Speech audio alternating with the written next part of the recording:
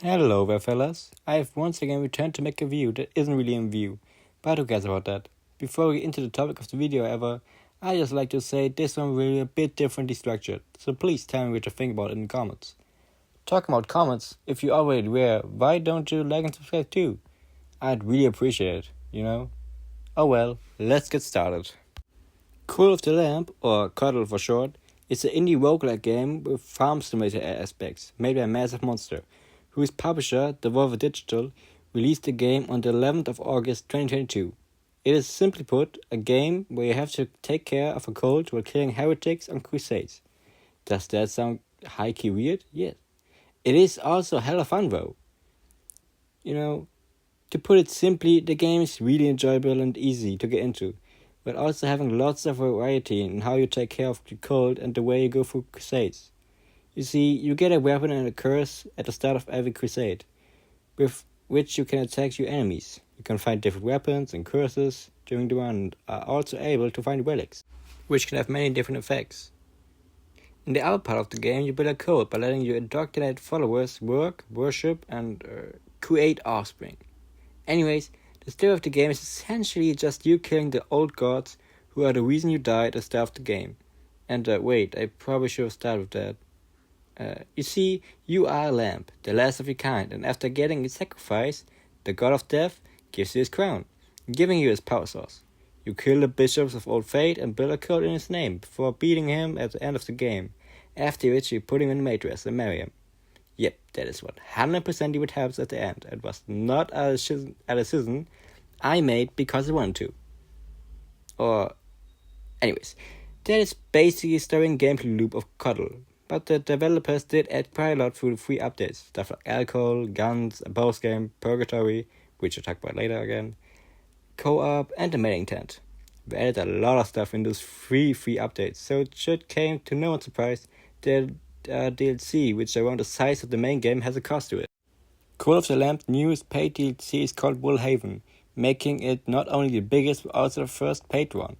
But it's not that expensive, only a cost of $16 to $70, which is $8 less than the main game.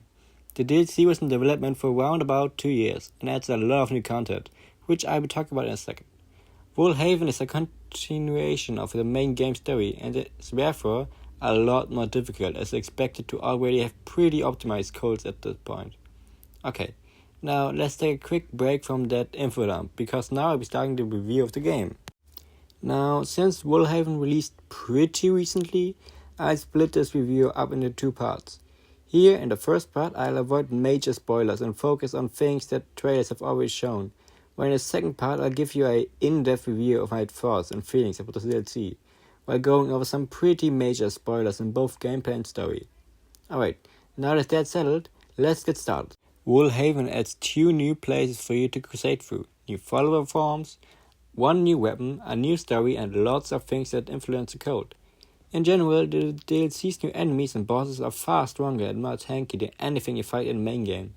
The cool part of the game has also got a lot more difficult, but more fun too. You now possess a ranch in which you can keep various animals to take care of and get resources from and, slaughter. I actually didn't kill a single one of mine, I just never need to, which is, you can think about what you want.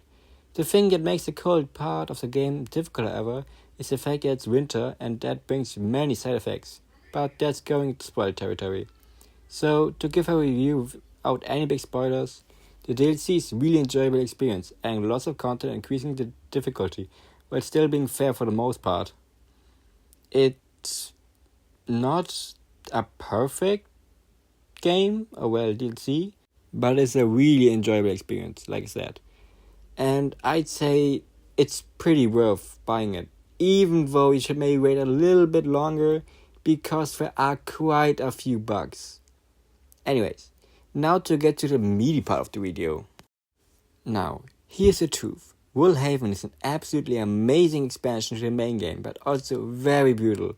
You not only have to fight against enemies that spam attacks, but also monsters create shockwaves, be invincible, spawn more enemies, or simply throw bombs at you.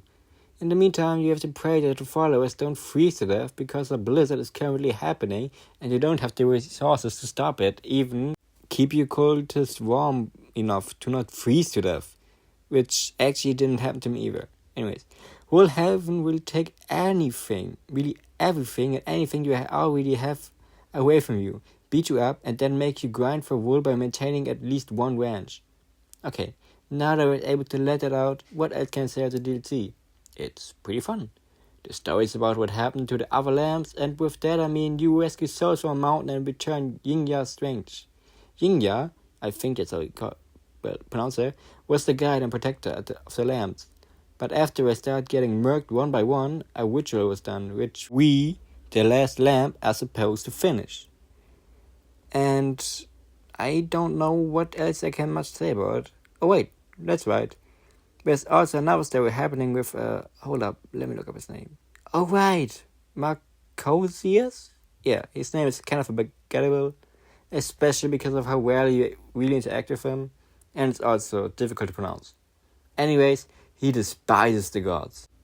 Oh well, talking about the story, there is quite a lot of new stuff that came with it, like all the new NPCs and the quests come with them. My favorite NPC is definitely Rami, one of the disciples of India, who crafts legendary weapons for you. Rami, like all the other lambs, live in Woolhaven, which is not just the name of the DLC, but also in the hub world, for the two new areas, which are a mountain and its insides. That's kinda odd, but you'd get it if you played it. On that note, the Crusades have a huge amount of new enemies and bosses, and are now more episodic while playing through the story. I personally really enjoyed the new Crusades, but I have to say they could get pretty overwhelming at times because I suck at remembering all those foes. The new minigame, Blockade or Flockade, I don't really remember, was really fun. In general, I can say that I enjoyed having to struggle to save my cult from the winter storms with new resource for the oven, and there have been many quality of life improvements. Woolhaven is everything a paid DLC should be, but it's not perfect. I don't like how the new weapon, for example, the flail, works. It plays very slow and tediously, and the fact that like 4 of Yingya's disciples don't do anything besides having 2 lines of, or even 1 line of dialogue, annoys me. Surviving the winter also gets pretty easy after the first 5 hours or so, but boy oh boy, the one thing that doesn't get less of a problem over time are the bugs. Game crashes, rooms are working, NPCs saying nonsense out of bounds glitches for both you and enemies, etc, etc. It's a buggy mess, and I know that we're working on it, but man, if you want to play DLC now, don't play it on Switch. Absolutely not on Switch. It is the most buggy version there is. Okay, so now that I was able to tell you the most important things about the game, how would I rate it? Actually review it. Well, I'm glad you asked, friend. Woolhaven is a fun expansion that is superior to the main game in many ways, and it's more than worth the price. However, I can only give it an 8 out of 10, as some of the new gameplay additions feel unnecessary or stop working after some time. Some NPCs also feel underutilized, and I would have liked to have them have more purpose besides being used for advertising. Looking at you, pole dancing moth. The new quality of life improvements are neat, but having most of them be locked behind a paywall kinda sucks. Especially because you have to go to a certain point in the game to use them. All in all, a real good but not perfect DLC. Okay, before ending the video, I would like to talk about one big problem I have with the DLC. That is probably a rather uncommon opinion. Where the actual hell is the Purgatory update? Seriously now, we need it. Purgatory is the most fun part of the main game for me. 120 crusades, 60 normal ones, 60 boss rushes, 6 for each of the fleeces, for both sorts of ones. Why am I not able to do Purgatory ones with the 2 new areas? Please, Mercimos, I need this. It would be such a great improvement. And I just need to have it. I give my soul for it. Maybe even to a cult or something. Alright, now that that's said, thank you for watching till the end. I hope there's a noticeable improvement from my last video, which unsurprisingly kind of flopped, which I'm not really upset about. these videos are mostly where I can get my opinion on games and where...